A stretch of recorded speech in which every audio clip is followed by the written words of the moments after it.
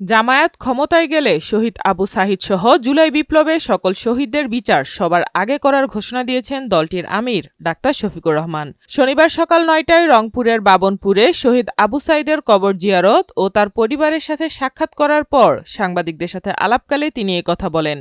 এ সময় তার সাথে জাতীয় নাগরিক পার্টির সদস্য সচিব ও রংপুর ৪ আসনে বিএনপির প্রার্থী আক্তার হোসেন সহ আরও অন্যান্য নেতাকর্মীরা উপস্থিত ছিলেন। ডাক্তার শফিক বলেন, শহীদ আবু সাঈদ সহ সকল শহীদরা আন্দোলনের মাধ্যমে ফ্যাসিবাদ দূর করতে তাদের জীবনদানের মাধ্যমে আমাদের উপর যে দায়িত্ব দিয়ে গেছেন, আমরা সেই লড়াই অব্যাহত রাখব। আল্লাহ তাআলা এই পরিবারের এবং তাদের উসিলায় মানুষের মর্যাদা বৃদ্ধি করে দেন। আমরা অঙ্গীকার ব্যক্ত করছি, শহীদ আবু সাঈদ এবং তার সঙ্গীরা যারা জীবন দিয়ে আমাদেরকে রুজু করে গিয়েছেন, আমাদের ঘাড়ে তারা যে দায়িত্বের বোঝা রেখে গিয়েছেন, যে আমানতের বোঝা রেখে গিয়েছেন, তাদের মতো আমরা জীবন দিয়ে তাদের সেই আমানত রক্ষা করার জন্য আমরা লড়ে যাব ইনশাআল্লাহ। তাদের যে আকাঙ্ক্ষা, যে প্রত্যাশা ছিল একটি দুর্নীতি মুক্ত, সন্ত্রাস মুক্ত, ফ্যাসিবাদ মুক্ত, দুঃশাসন মুক্ত, আধিপত্যবাদ মুক্ত একটি মানবিক বাংলাদেশ গড়ার, যে বাংলাদেশে সকল ধর্ম বর্ণের মানুষ মিলেমিশে শান্তিতে বসবাস করবে এবং যার যার যোগ্যতা অনুযায়ী, দক্ষতা অনুযায়ী জাতি গঠনে, উন্নয়নে অবদান রাখবে, এখানে কোনো ধরনের বৈষম্য হবে না। এর জন্য তারা রাস্তায় নেমে স্লোগান দিয়েছিল, উই ওয়ান্ট জাস্টিস।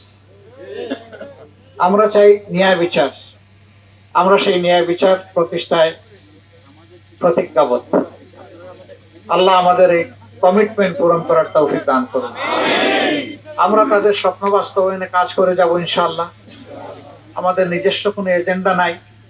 আপনারা দেখেছেন ৫ আগস্টের পর থেকে ২৪ সালের এ পর্যন্ত আমরা কোনো চাঁদাবাজি করি নাই, আমরা কোনো দখলদারি করি নাই, আমরা কোনো দুর্নীতি করি নাই, আমরা মামলা দিয়ে মানুষকে হয়রানি করি নাই, আমরা কারো উপর ব্যক্তিগতভাবে প্রতিশোধ নেই নাই। বরঞ্চ আমরা চেয়েছি একটি শান্তির বাংলাদেশ গঠন করার জন্য জাতিকে ঐক্যবদ্ধ করতে। আমরা আমাদের জাতিকে বিভক্ত করতে দেব না। এই বিভক্তির অবসান ঘটানোর জন্যই আমরা 10টি দল একত্রিত হয়েছি, 10 মিলে আপনাদের সামনে এসেছি। আমরা বাংলাদেশের 300 আসনে পারস্পরিক সমঝোতার ভিত্তিতে বিভিন্ন দল থেকে আমরা প্রার্থী দিয়েছি। এখানে আমার সাথে কিছু প্রার্থী আছেন। বিশেষ করে এই আসনে 10 দলের পক্ষ থেকে যাকে দেওয়া হয়েছে, একজন মুফাসসিরে কোরআন, বিশিষ্ট আলেমে দ্বীন, সারা বাংলাদেশের মানুষ যাকে মহব্বত করে, যাকে চিনে, সেই রকম একটা কণ্ঠ, একটা ব্যক্তিত্ব আপনাদেরই এক সন্তান আপনাদের কাছে আমরা দিয়েছি। আমরা আশা করি আপনারা তার পাশে থাকবেন।